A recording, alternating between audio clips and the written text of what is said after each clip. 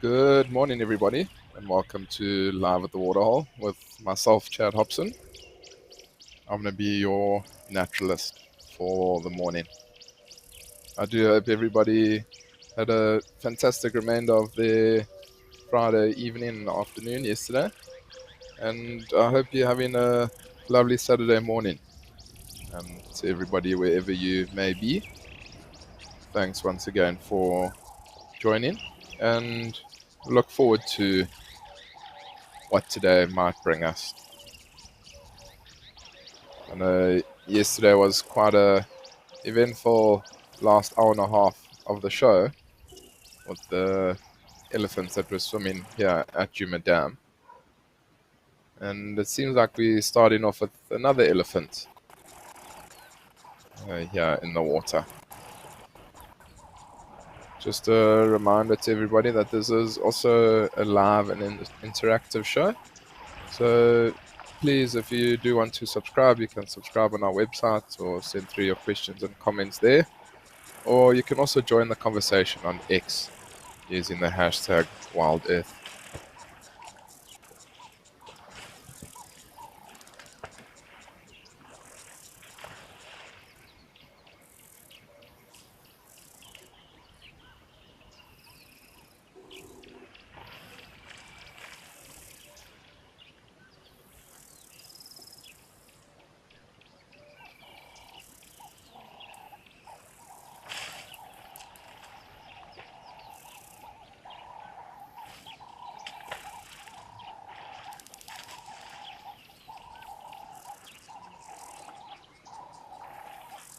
Also, wonder if this might be one of the same elephant bulls that was spending the whole afternoon here yesterday. Does look a very similar age to the ones that we had yesterday here at Juma Dam. But it does seem like he is by himself for now.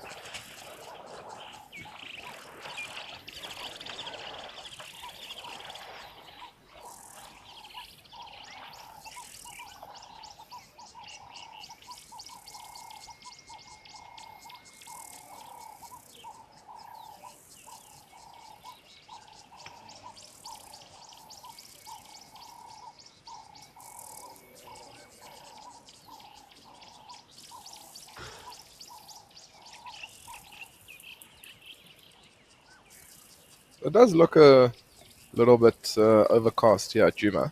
But why don't we have a look at the weather in all the different locations?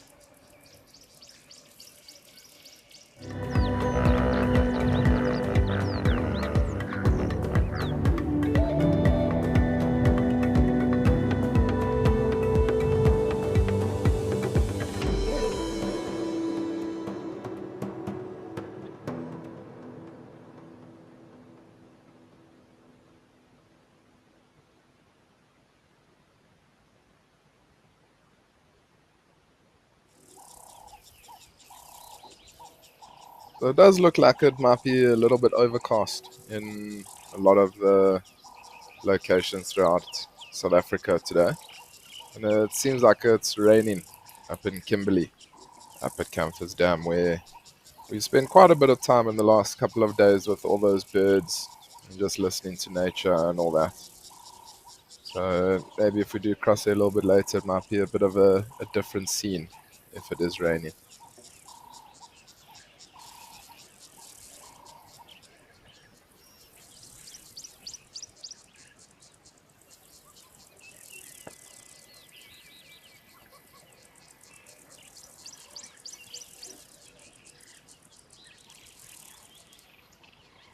It seems like this elephant's had a nice morning bath, and I might just continue feeding. You never know if he's maybe on the scent of another herd of elephants he might be following, or he could even still be part of a herd that he's just lagging behind a little bit, wanted to spend a little bit more time at the water.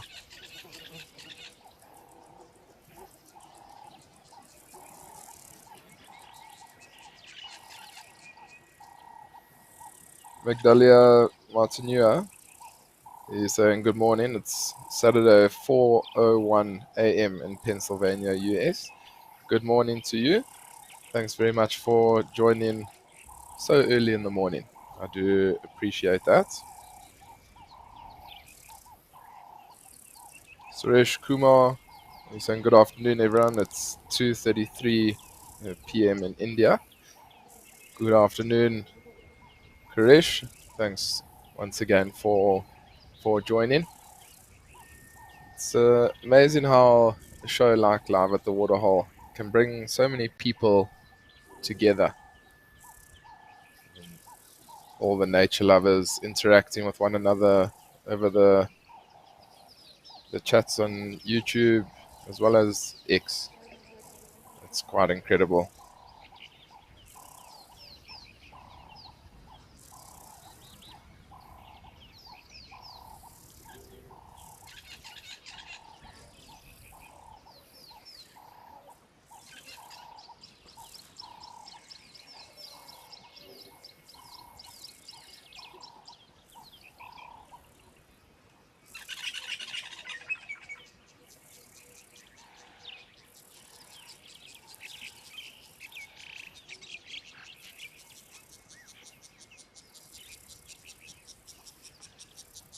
Hey, Foti, you wondering what the rarest bird that I've ever seen? So, sure. Um, the rarest bird that I've ever seen. So, when I was studying up in northern KwaZulu-Natal, I was doing a course, a guiding course on Punda Private Game Reserve. There was quite a massive tropical cyclone in Mozambique. And there's a bird called the Malagasy pond heron, and it had never been seen in South Africa before. And that storm brought that Malagasy pond heron into Punda Private Game Reserve. Or I think it had been seen once, maybe, in South Africa. And we had the privilege of seeing that bird. So I mean, it's not a rare bird in Mozambique, but it's a rare bird to see within Southern Africa. So that's probably the rarest bird that I have seen. There was a massive hype about it. Punda actually opened its doors to the birding community, and you could come in for the morning or afternoon session and go and photograph it and have a look at it. A lot of people made the trip up there.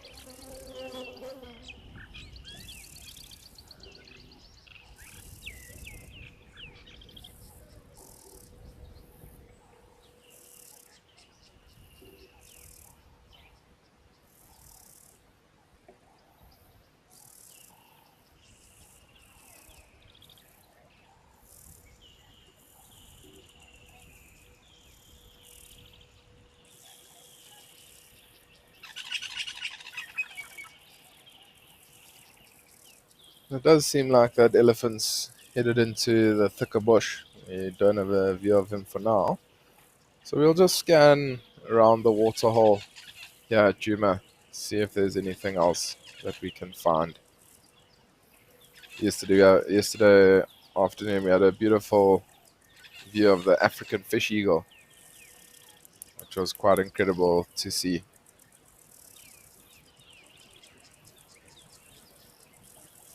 So maybe with this overcast weather, you never know, there might be some bigger birds that will be will be perched around the different water holes at all our different locations. You can hear those hippos in the background. I'm sure at some point we will scan towards them and see if the hippos are playing ball with us. And Dylan Dix, good morning to you. You're saying that it's 10:08 in the Netherlands. Thanks very much for tuning in. Patus McGargan, good morning to you from Australia.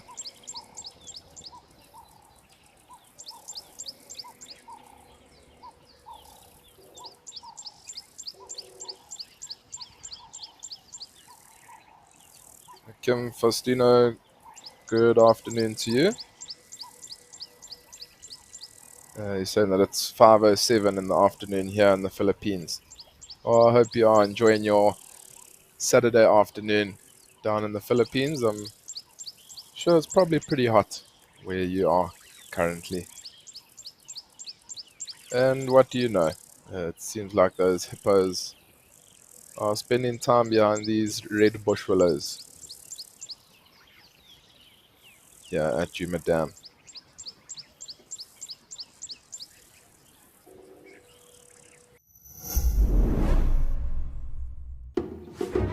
This is On Safari.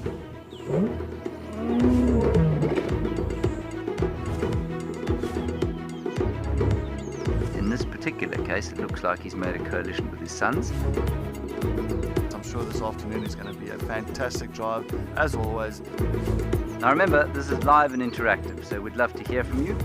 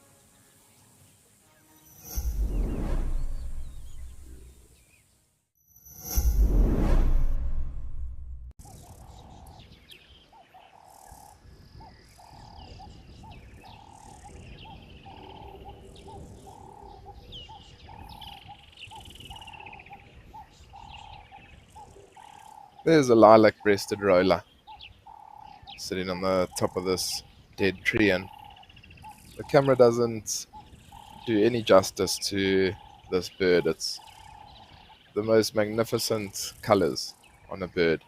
A beautiful lilac breast with the different blues on its wings when it flies.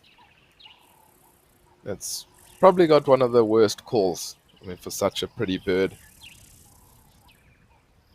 But this lilac-breasted roller will just be sitting on this tree looking down at the ground, looking out for any insects that it might be able to pick up. I've also seen lilac-breasted rollers feed on dung beetles before, which is quite incredible to see. Quite a small bird like this taking out dung beetles.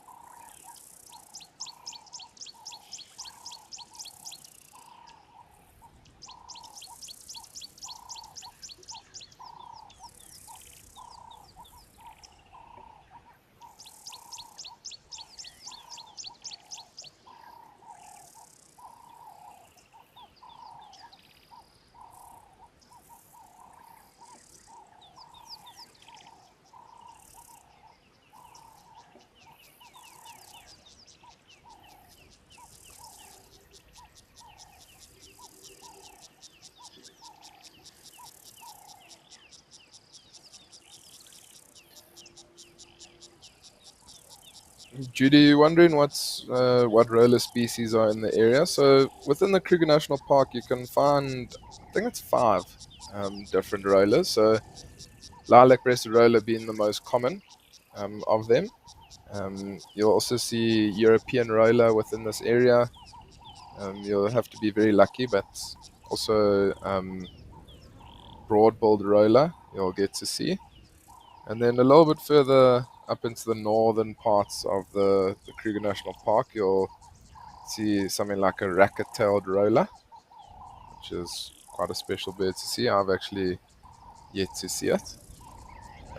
So yeah, you get five different species of rollers within the Kruger Park. But the main ones that you'll get to see is the European roller and then the lilac-breasted roller. European roller is a little bit bigger compared to this lilac-breasted roller that we're looking at. And then it's also got um, like a turquoise belly and chest to it.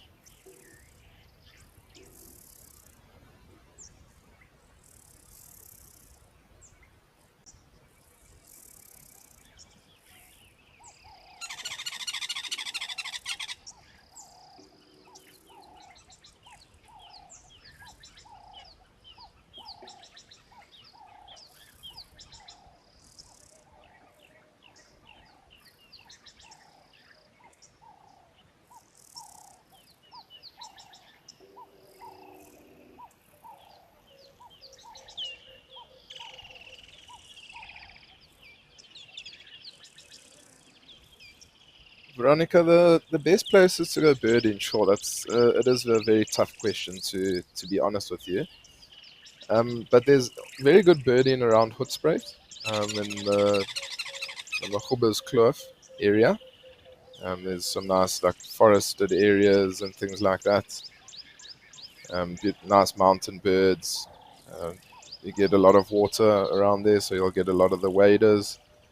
Um, my personal favorite areas to bird the east coast of Southern Africa, or South Africa, north of Durban. So um, from somewhere like around St. Lucia, all the way up north towards Cozy Bay.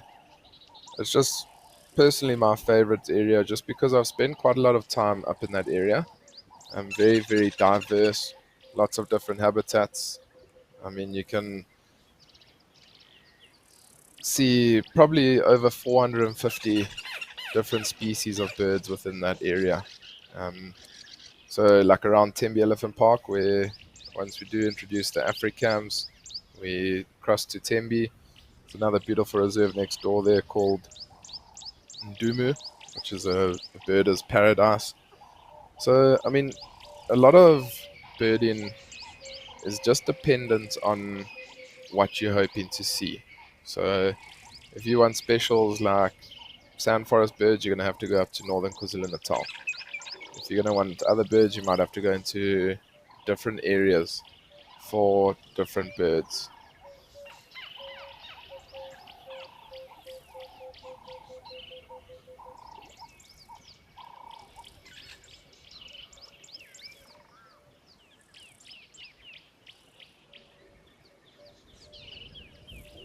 So there's a Nyala that's joined two Nyala bulls. But we're going to leave Juma for now. We've had quite a good scan around. Let's go see what's happening at Jamala.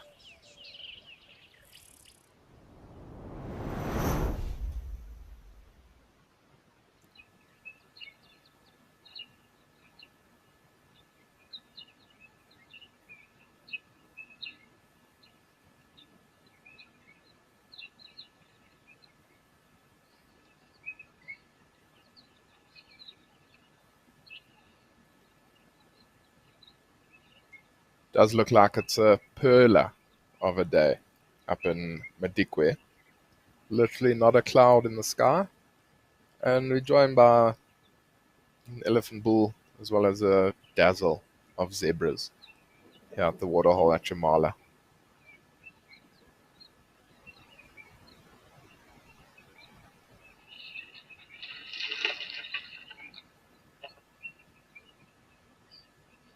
Have a look how the zebras are just moving out of the way of this elephant bull.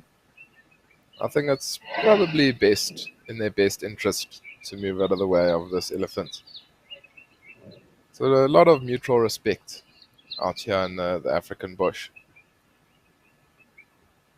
I mean, the elephant's not going to harm the zebras, but I mean, being much bigger, much more dominant, that's why those zebras moved out of the way. I mean, you saw there wasn't even a shake of the head or a trumpet or anything like that.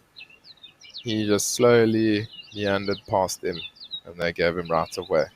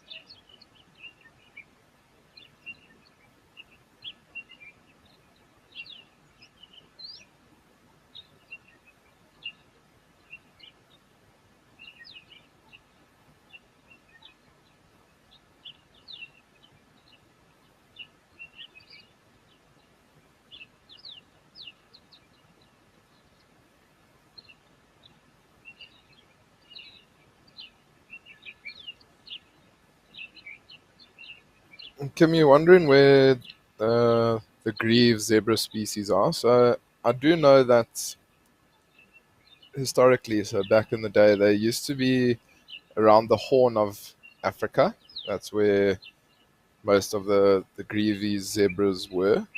But I think today you can only find them in Kenya and Ethiopia. So if you do want to tick that one off your life list, you'll have to make a trip up to Ethiopia or Kenya. And I'm sure they only occur within specific areas of those countries. So just make sure if you are wanting to go see them, you make 100% sure that they occur in that park where you are going.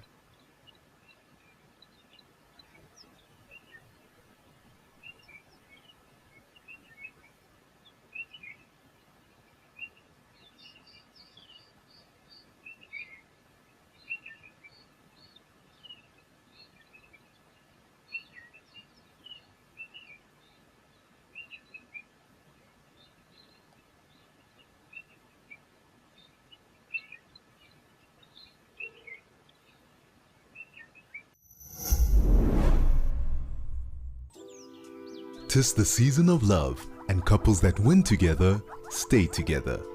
Grab your partner and join us for an interactive quiz this Valentine's Day. To be a part of the romance, go to our website and register in teams of 2. Name your team after your favorite rom-com or the rom-com couple that represents your relationship. Fall in love with nature this Valentine's Day with WildEarth.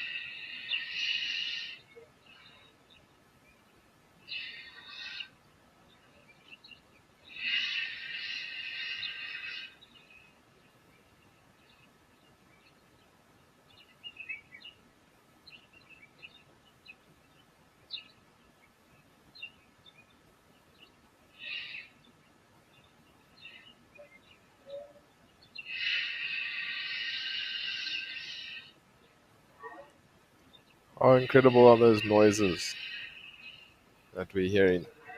Oh, this elephant takes some water.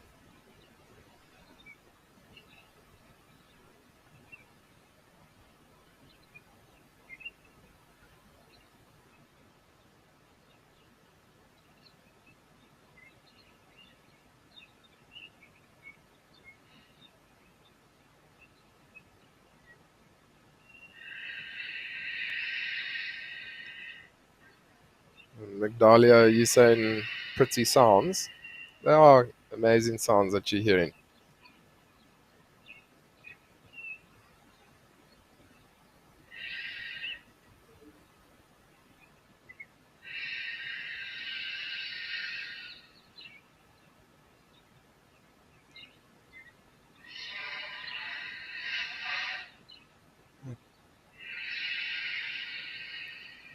Kim Faustino, it's only a pleasure for answering your question about where the greavy zebra occurs.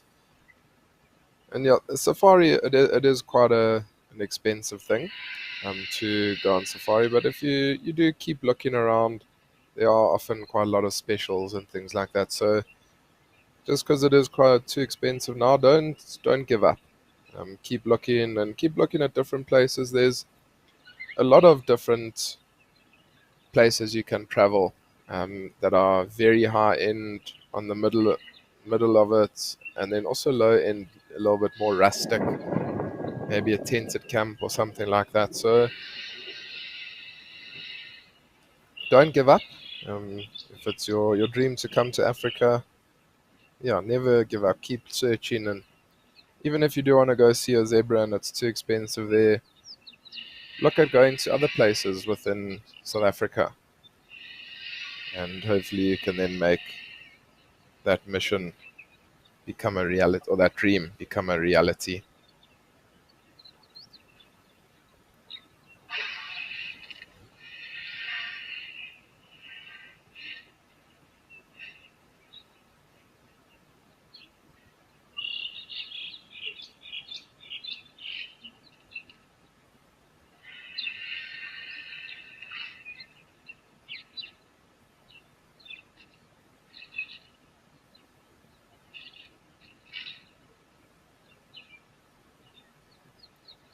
So it's interesting here, the elephant closest to us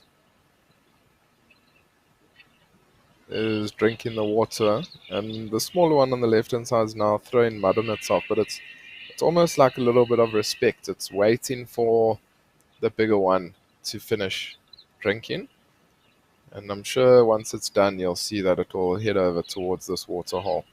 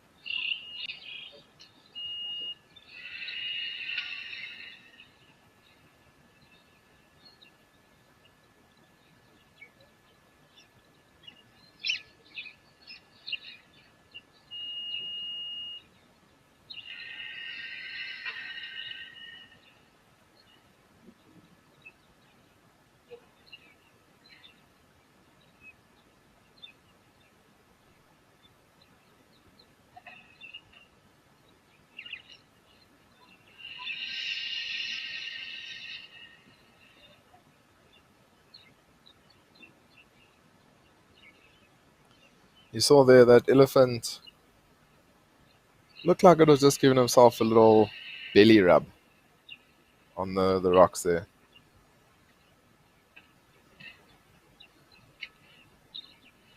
Alan, you're saying that the Ellies seem so relaxed. They are often very relaxed.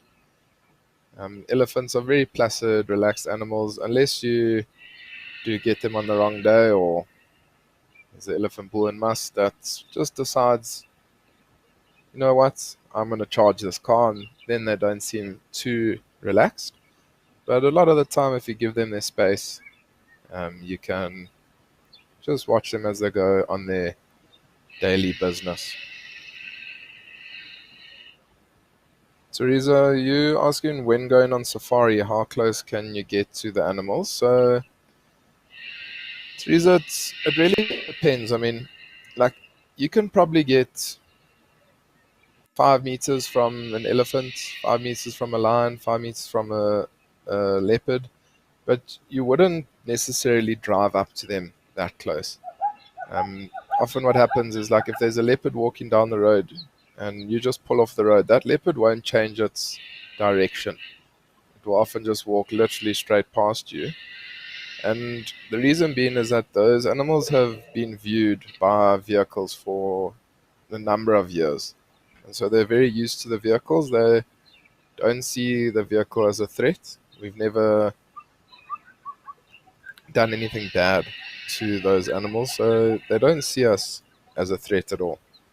So they might just walk past you and glance up, but I would say generally you stay about 15 or 20 meters away from animals, and a lot of the first time safari guests are always so shocked in how close you can actually get to these animals.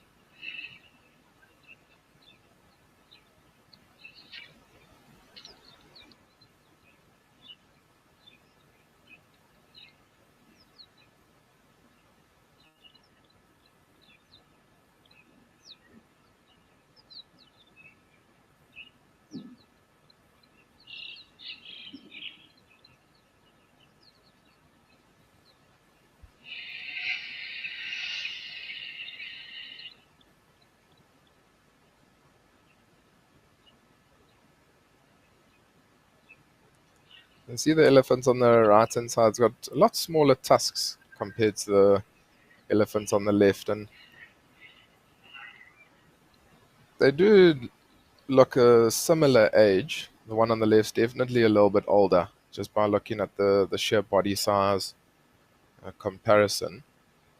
But you might find that these two elephants have linked up to form a small bachelor herd.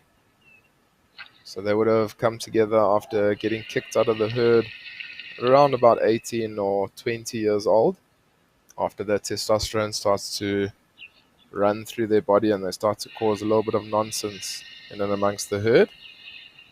And they would have been on their own for a little bit, but then they would have found one another, and they're not going to be looking to go into herds to mate or anything like that at this stage, just because they are a little bit too young.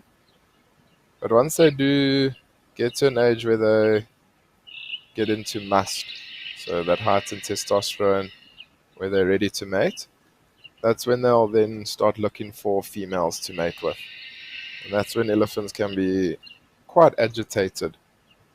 There's lots of testosterone running through their bodies, so they want to mate. And they might even push and shove other younger bulls to get to those females.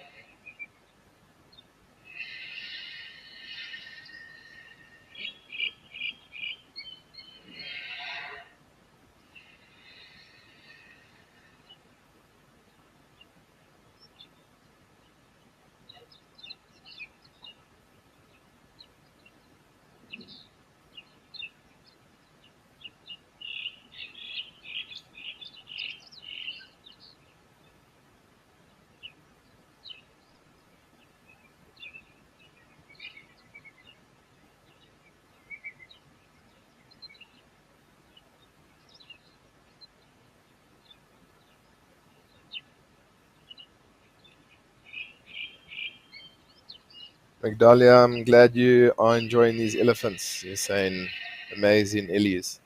It's always nice to spend time with elephants.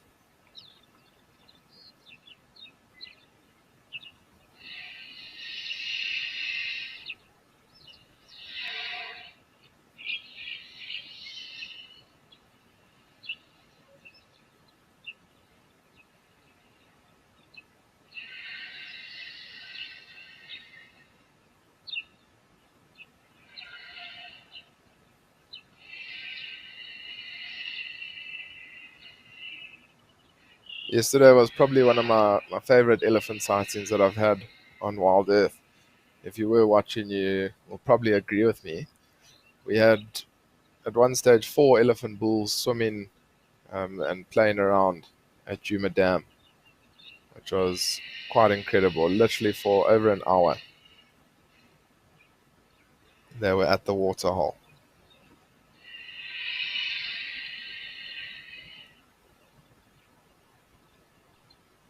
Victor, yes. So members of a breeding herd can join other herds. So often what happens is elephant herds, if you see a herd of elephants that's, say for instance, 50 elephants, that isn't just one herd. So that herd will be made up of a lot of different smaller family groups. So you might find a family group being maybe 6 or 7 individuals, just for an example. And so those herds will come together, maybe at a waterhole, and then leave together, spend time together. And then you might find that some of them break away. I mean, maybe you'll then see that herd of 7 by themselves for a little bit, and then they might find other elephants to join up with. The thing with elephants is they're not territorial, so they don't fight for territories. They have what we call a home range. So a home range is a massive area where these elephants will roam, feeding and drinking and so on, going about their daily business. I think it would be very different if elephants were territorial. Then I don't think they would join up with different herds. But because they aren't territorial and there's enough ground for them and enough food availability and water, they are happy to join up with other herds. It's just like having a massive friends group. So they come across another herd, they interact with one another, greet one another, and then continue on their daily business.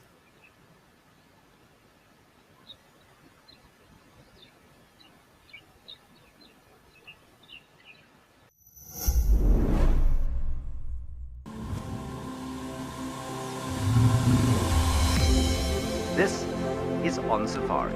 Now remember, this is live and interactive, so we'd love to hear from you. To be having these incredible experiences in this wild underwater forest. It was just one of those things which I don't think I'll ever see again in my life. Thanks for joining us on our Sunrise Safari.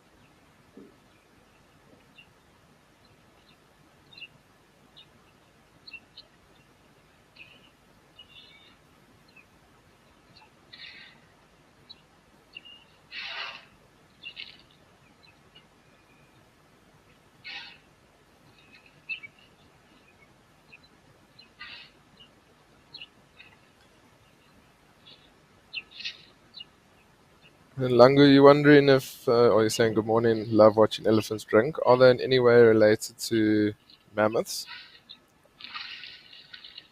There is some resemblance of mammoths in elephants, definitely. I mean, they've got the tusks, the shape of the head, the massive body, the same uh, foot structures. They they are closely related to mammoths.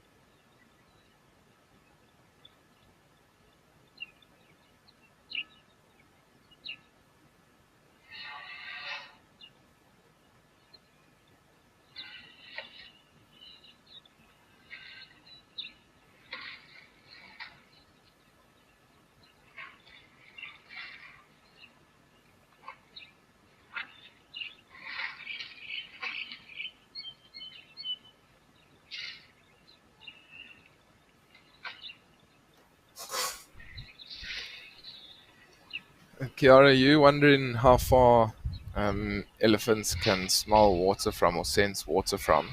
Sure, it is a tough question to answer.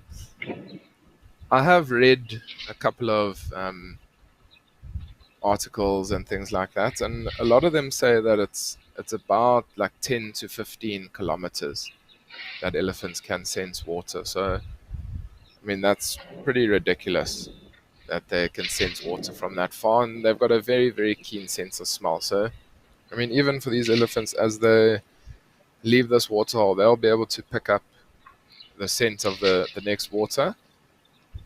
Excuse me. And often what happens is they'll literally move from waterhole to waterhole. So it might take them a couple of hours for them to get from here to the next waterhole, but they'll move in that direction, feed in and all that.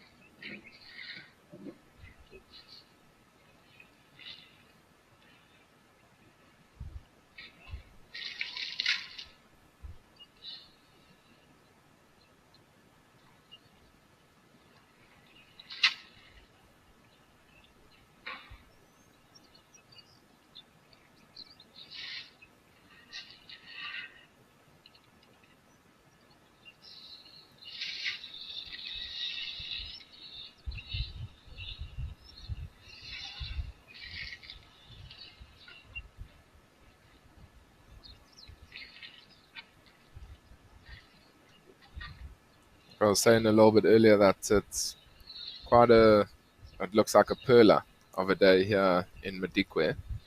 No clouds in the sky. Can only imagine how nice this must feel for these elephants, throwing that mud on themselves, cooling themselves down.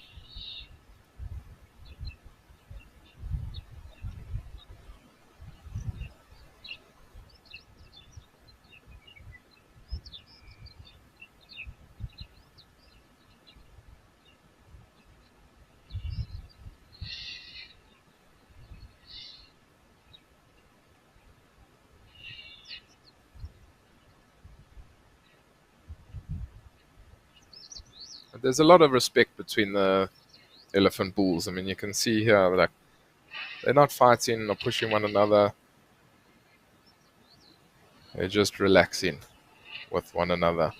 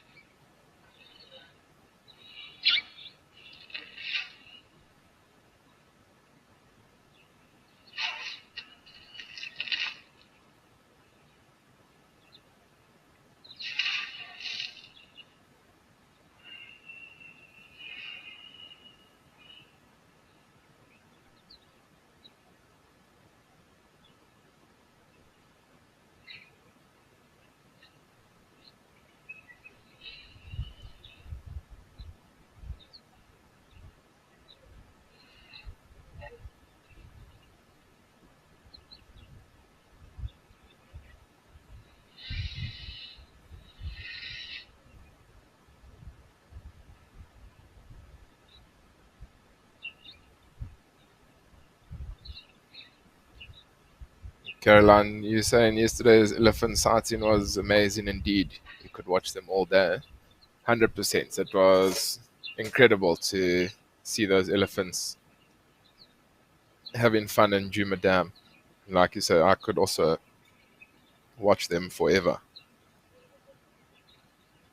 Just yesterday, watching those elephants have a good time in the Waterhole brought back quite a lot of memories.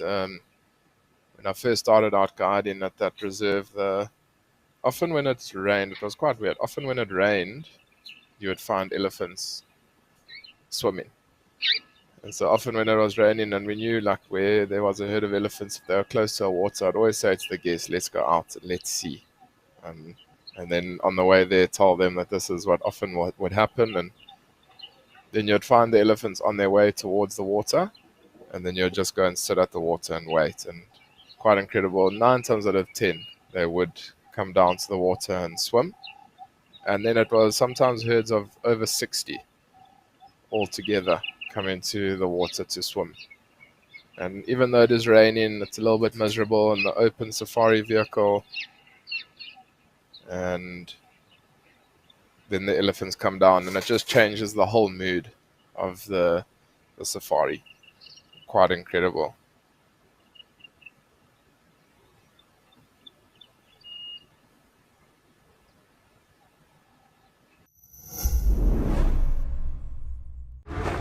Out in the wild, life moves fast.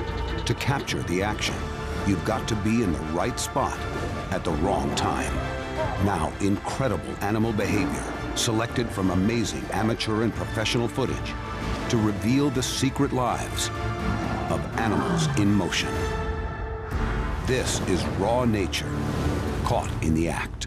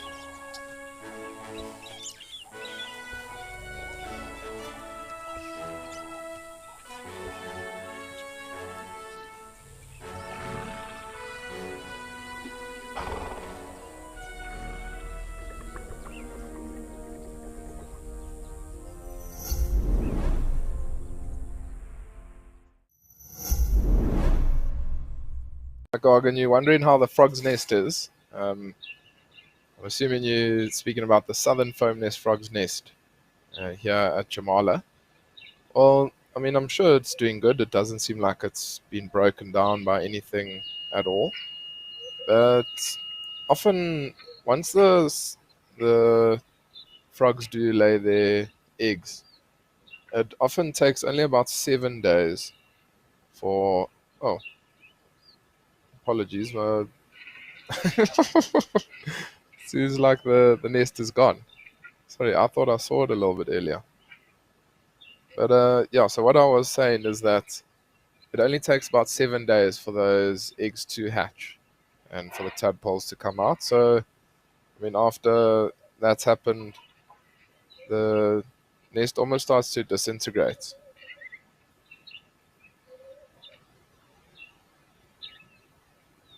Yeah, sorry about that. I thought I saw it a little bit earlier, but maybe it was just the sun shining on the rock that looked very, very white.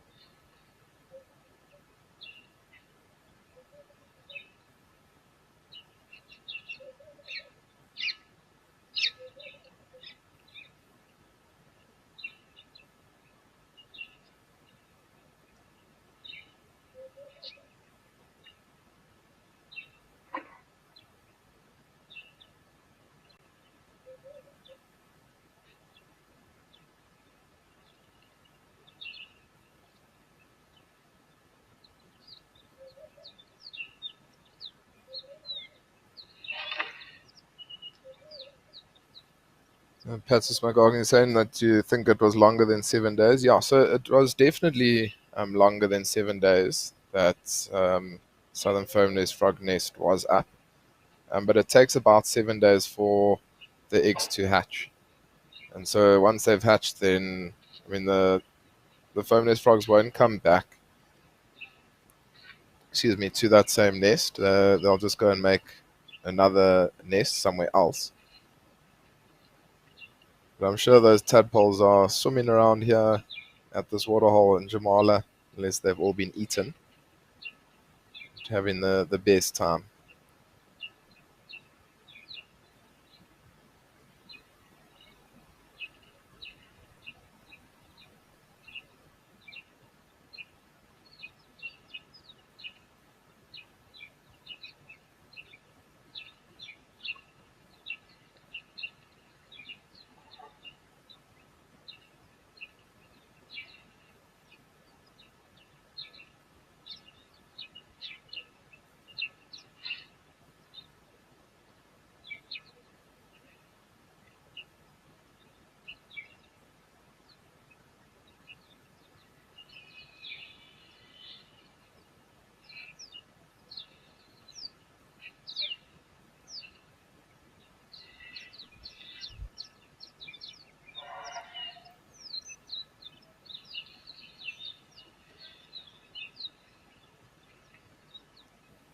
It'll be interesting to see if all these elephant bulls do leave together. I mean, they didn't arrive together. They almost arrived one by one. And I mean, like I was saying a little bit earlier, they will often join up to form little bachelor herds. And so this could be quite a nice little bachelor herd all together. I mean, sometimes elephants can spend hours at a waterhole, drinking, throwing mud on themselves, throwing water on themselves.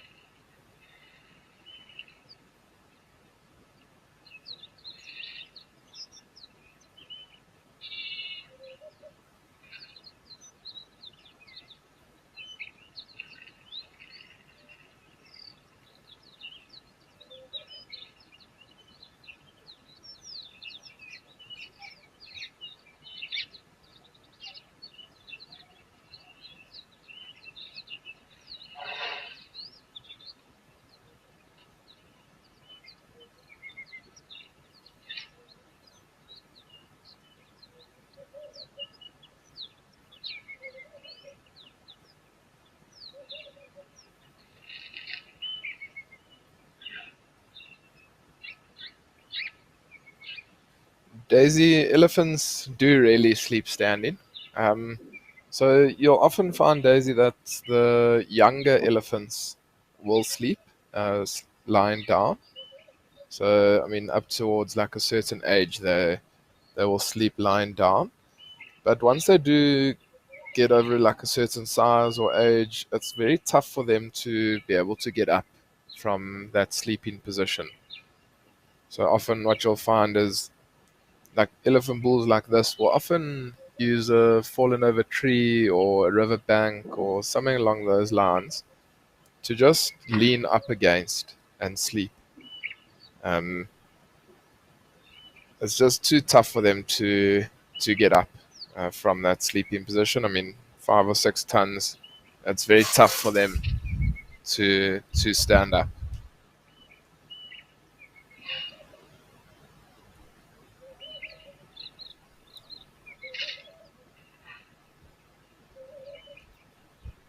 But that's also why sometimes you'll find elephants like go into the water, like yesterday. I don't know if I'm not too sure if you were watching, but going into the water and taking the weight off their feet is quite incredible for them to almost be weightless. You can imagine carrying around 5 tons of mass. It must be quite nice to just be in the water.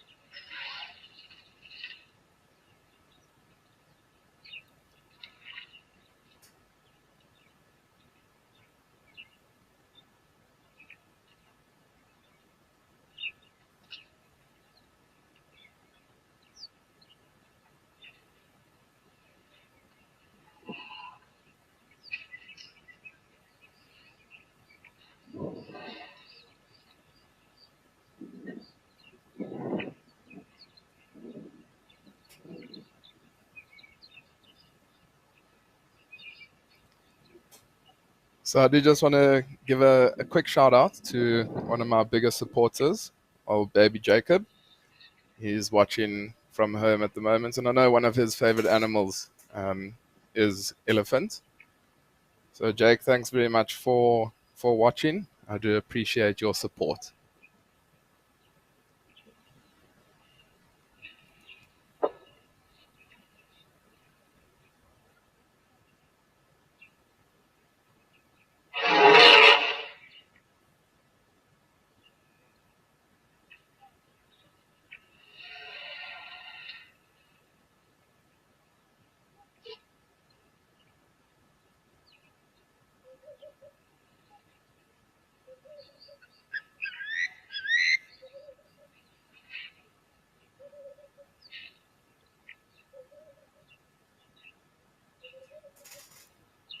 Leopard lover, you're saying that it looks like it's much cooler today.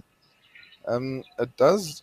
It did look like it was extremely hot today. I mean, just by looking at the no cloud cover, the sun is blaring down, and also just by looking at these elephants, I mean, they spent quite a lot of time here at Madikwe at Jamala Waterhole. It just tells you that it is quite a hot day there. So, I mean, it might be a little bit less hot than yesterday, but I do still think it is quite a hot day.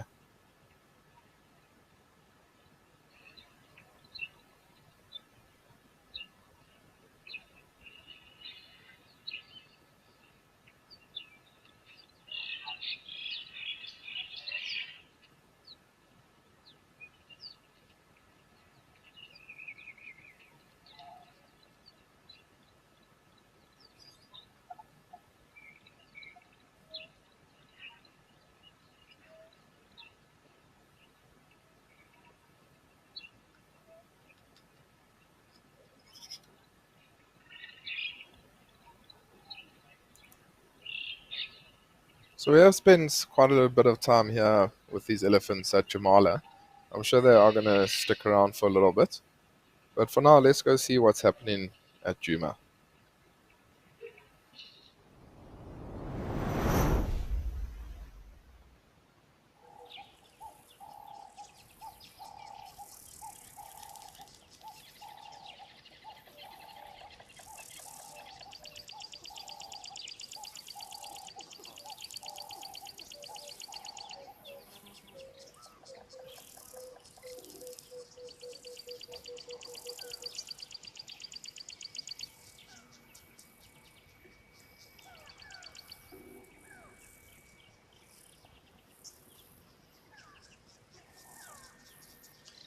So we're now here at Juma with a beautiful big kudu bull that's come down towards the water to have a feed.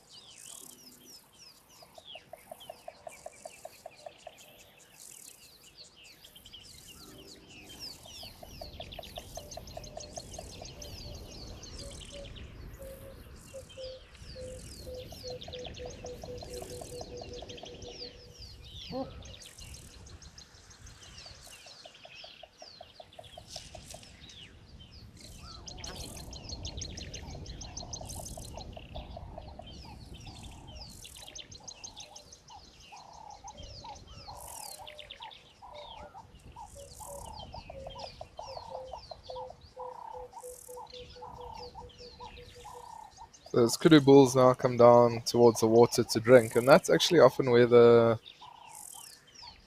um, the hippos are. I haven't seen any movement from the hippos just yet.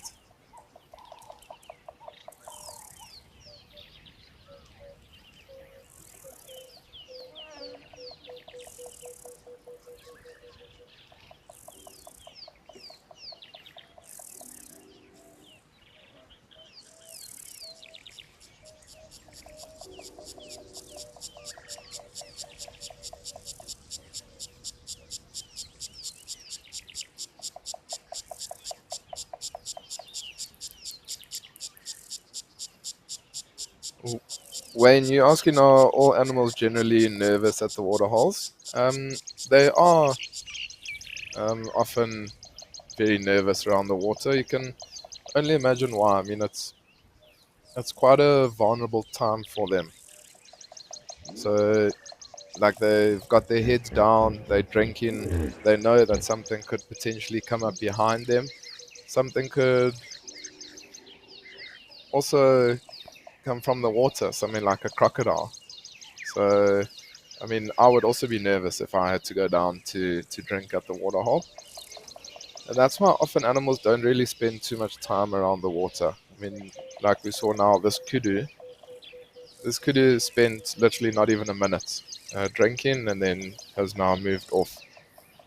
Whereas something like elephants, because of the sheer size of an elephant, it can spend lots of time around the water. Doesn't really have any predators.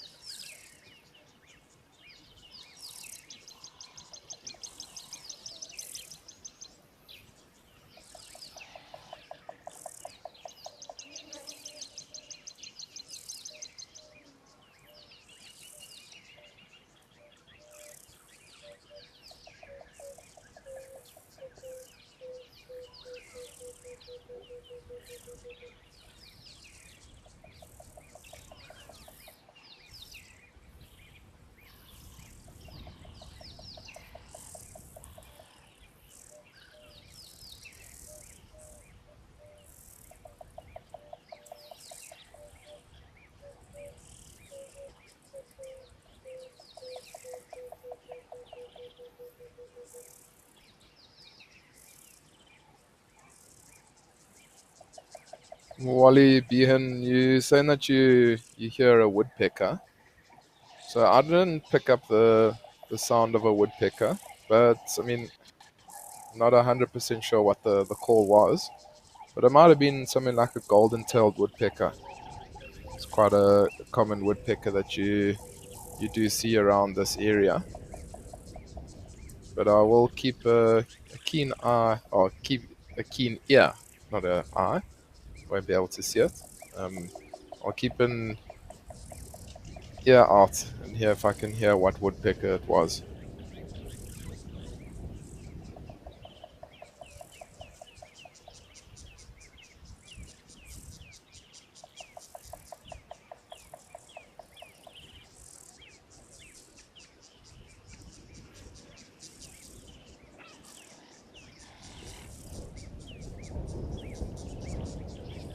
It's amazing, those beautiful horns of a kudu. And I always find it quite fascinating how these animals spend time in thicker areas and how they don't get those horns trapped in and amongst branches and things like that. But I've seen it often where when kudus are running away from, say for instance, a lion, and they run through a thick bush like that one's just gone through, the reason they don't get caught on branches and things like that is because they tilt their heads back a little bit, and their horns actually then will line up with their neck, and that's how they'll then be able to run through those bushes without any bushes getting hooked. It's quite an incredible thing to see. A lion chasing a kudu and watching it put its head back and then running through those bushes.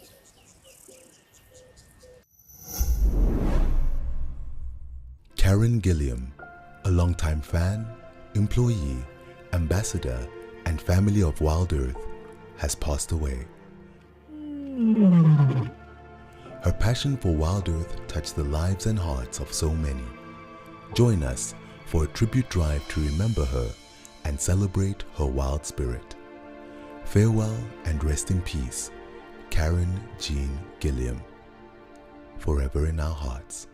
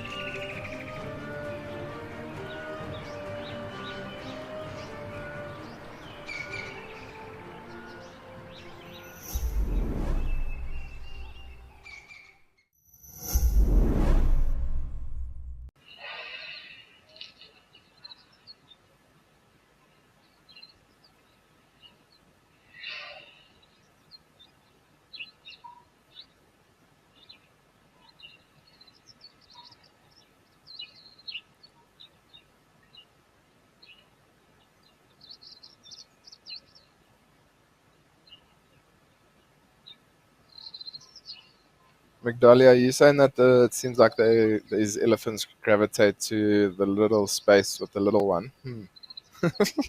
Um, so it's not that they're going towards the little one. They're all around the area where the freshest water is.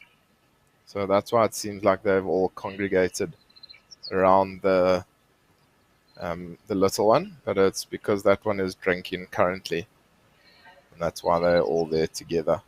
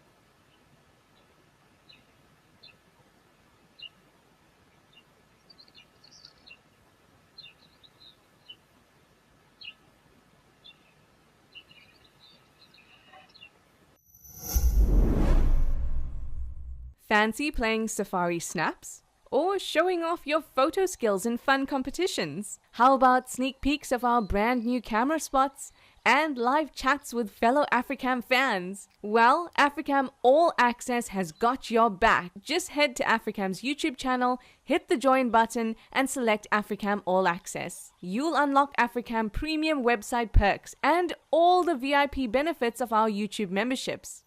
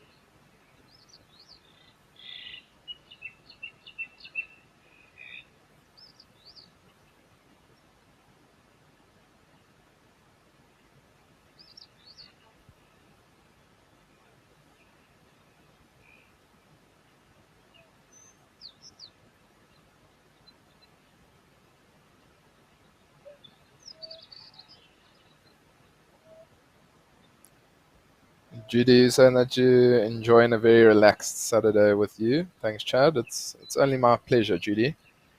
Thank you for watching, and I'm glad you're just enjoying this nice, relaxing Saturday morning with us.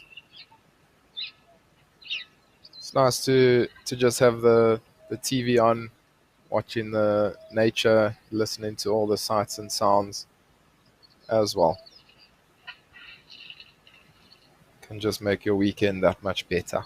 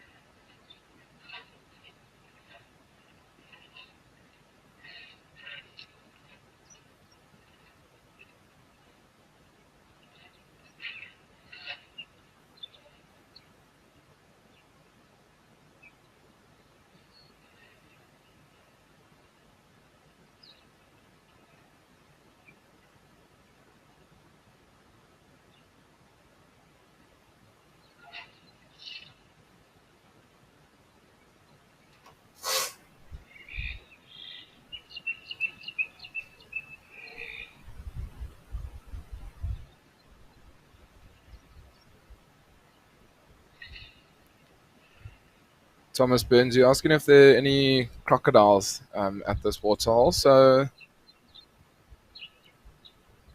I haven't seen any crocodiles at this waterhole here at Jamala, so I don't think so.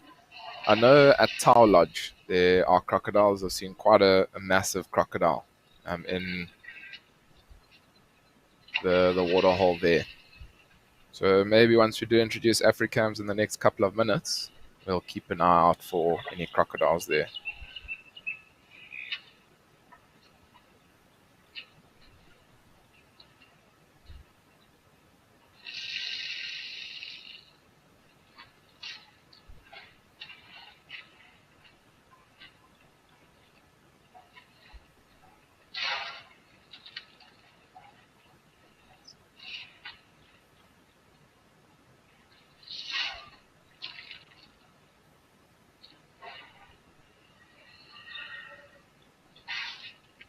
Does seem like that was very close, that elephant's tusk to the other elephant's eye.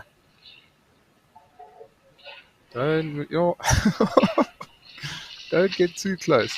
I think it's very, very thirsty, and it's just moving closer towards the water.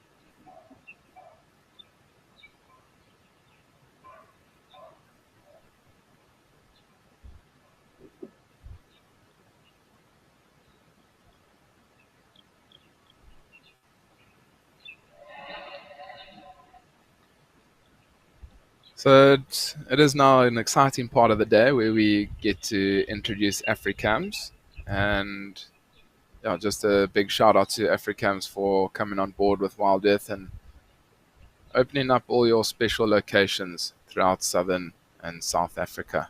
So thanks once again, AfriCams.